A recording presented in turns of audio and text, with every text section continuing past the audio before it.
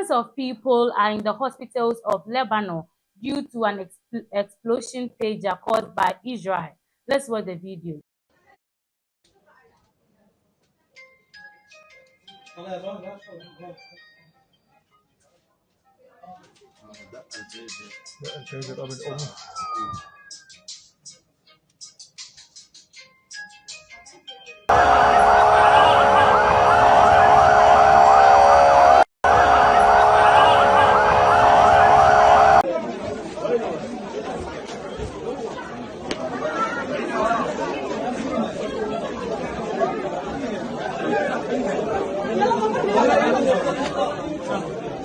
سهل ماشي اصبعوا وحاولوا شوي